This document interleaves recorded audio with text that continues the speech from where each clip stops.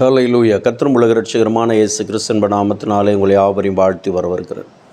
பிரியமானவர்களே, சௌக்கியமாக இருக்கிறேன். இந்த நாளில் நம்மை சந்திக்கும்படியாக கர்த்தர் கிருபை செய்திருக்கிறார். கிருபை செய்த தேவனுக்கு கோடான கோடி நன்றி செலுத்துகிறேன்.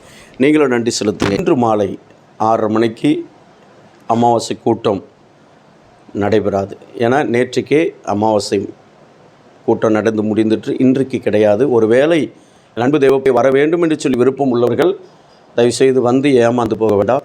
நேற்றுக்கு இரவே அந்த அமாவாசை கூட்டம் நடந்து முடிந்துடுச்சு. அதனால் அடுத்த மாதம் அமாவாசை கூட்டங்களை வந்து கலந்து கொள்ளுங்கள்.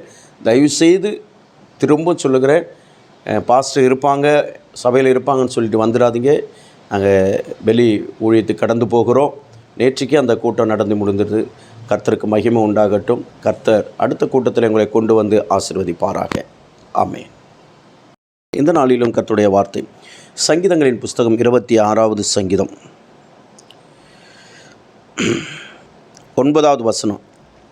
என் ஆத்துமாவை பாவிகளோடும் என் ஜீவனை இரத்த பிரியர்களோடும் வாரிக்கொள்ளாதையும். என் ஆத்துமாவை பாவிகளோடும் என் ஜீவனை இரத்த பிரியர்களோடு கூட வாரிக்கொள்ளாதையும். பாவிகளையும் இரத்த பிரியர்களையும் கர்த்தர் வாரிக்கொள்வார். வேதம் சொல்லுகிறது, பாவிகள் நடமாடும் அந்த வாழ்க்கையில், பாவிகள் பரியாசக்காரர்கள் நடமாடும் உட்காரும் அந்த இடங்களிலே நாம் இராதபடிக்கு தாவீது ராஜா சொல்கிறார், அந்த பாவிகளோடு கூட இந்த ஆத்துமாவை வாரிக்கொள்ளாதையும்.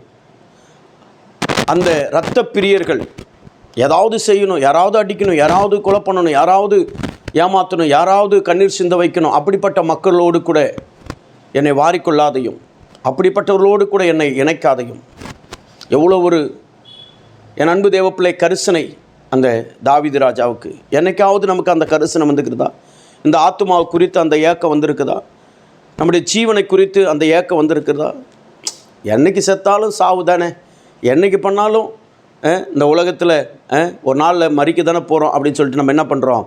பாவிகளோடு கூட ஐக்கியம் வைத்திருக்கிறோம், இரத்த பிரியர்களோடு கூட ஐக்கியம் வைத்திருக்கிறோம். எப்படியோ நான் செத்தாலும் பரவாயில்ல, என் பொண்டாட்டி பிள்ளைங்க நல்லா இருந்தால் பரவாயில்ல, அது போதும் எனக்கு அப்படின்னு சொல்லிட்டு பாவிகளுடைய வழியிலே நம்ம போகிறோம்.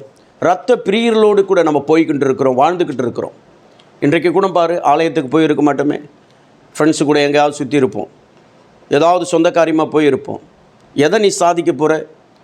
மறிச்சா எதை எடுத்துகிட்டு போக போகிற? ஒன்றுமே கிடையாது. உன்னுடைய இடுப்பில் இருக்கிற அண்ணா கயிறை கூட விட்டு வைக்க போகிறது கிடையாது. அறுத்துட்டு தான் உன்னை யாரையுமே அப்படி தானே அடக்கம் செய்வாங்க.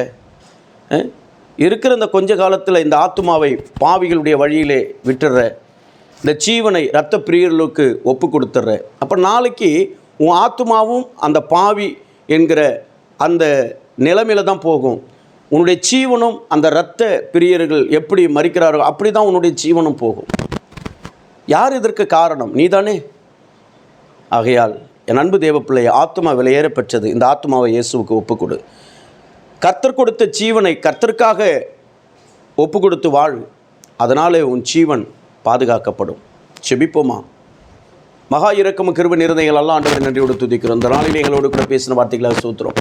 ஆண்டவரே, இந்த நாளிலும் கூட ஆண்டவரே, இந்த ஆத்துமாவை உலக பிரகாரமாய் ஆண்டவரே அப்பா ஸ்தோத்திரம். இந்த ஆத்துமா ஆண்டவரை கர்த்தரை நோக்கி ஏங்கி கர்த்தருக்காக காத்திருக்க வேண்டிய ஆத்துமா இன்றைக்கு ஆண்டவரை ஆலயத்துக்குள்ளே வராதபடிக்கு வெளியிலே சுற்றி திரிந்து கொண்டிருக்கிறது. அப்பா, இந்த ஆத்துமாக்களுக்கு ஆண்டவரை ஒரு பாதுகாப்பு உண்டாக்க முடியா, ஜீவனை பாதுகாத்து கொள்ள முடியா ஆண்டவரே, ஒரு கரிசனை ஒவ்வொருவருக்கும் உண்டாயிருக்கட்டும். ஆண்டவரே, ஆண்டவரே, தாவீது எவ்வளோ கரிசனையா, எவ்வளோ ஏக்கத்தோடு, ஐயா என் ஆத்துமாவை பாவிகளோடு என் ஜீவனை இரத்த பிரிகளோடு கூட வாரிக்கொள்ளாதீங்கன்னு சொல்லி கதறுகிறானே.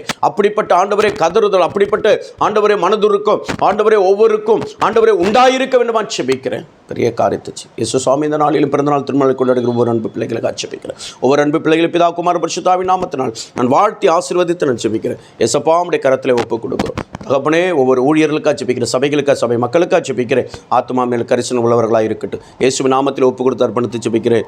ஜீவனுள்ள நல்ல பிதாவே, ஆமேன். அல்லேலூயா. கர்த்தர் நம்மை ஆசீர்வதிப்பாராக. ஆமேன். கர்த்தருடைய நாமத்துக்கு ஸ்தோத்திரம்.